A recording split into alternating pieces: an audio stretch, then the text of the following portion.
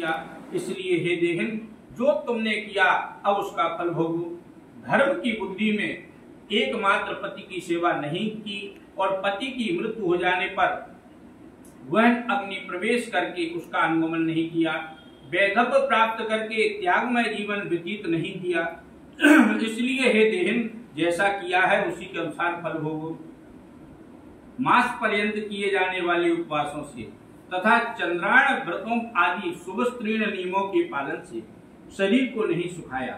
पूर्व जन्म में किए हुए दुष्कर्मों से अनेक प्रकार के दुखों को प्राप्त करने के लिए नारी का शरीर प्राप्त किया था।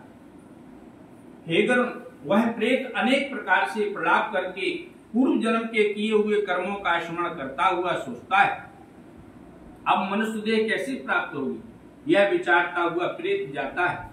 17 दिन तक प्रेत अकेला ही वायु वेग से जाता है। इसके बाद 18वें दिन हे गरुण वह प्रेत सौम्यपुर को जाता है। उसमें बहुत से गण रहते हैं। वह पुष्प भद्रा नाम की नदी है और वहां न्यग्रोध नाम का एक राजा रहता है। यम के दूत सौम्यपुर में प्रेत को विश्राम कराते हैं। तब प्रेत दुखी होकर के स्त्री पुत्र आदि द्वारा किए सुख को याद करता है। जिस समय प्रेत धन नौकर आदि सबका स्मरण करता है उस समय वहां के प्रेत और यमदूत सब एकत्र होकर उस प्रेत से इस प्रकार कहते हैं, मूर्ख तू व्यर्थ सोच कर रहा है। धन भाई पुत्र स्त्री मित्र नौकर आदि तुम्हारे कोई भी नहीं है। जीव अपने किए हुए कर्मों को स्वयं ही भोगता है, इसलिए यमलोक के मार्ग में चलो।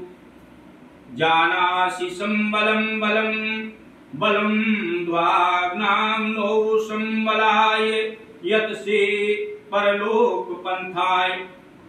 इस प्रकार से जो व्यक्ति हे परलोक के राही तू यह जानता है कि यात्रियों की शक्ति और संबल पाथे ही होता है और जिसके लिए तुमने प्रयास तो किया नहीं, तू यह भी नहीं जानता तुझे निश्चित रूप से उस मार्ग पर चलना है और उस रास्ते पर कोई भी लेन देन तो हो ही नहीं सकता।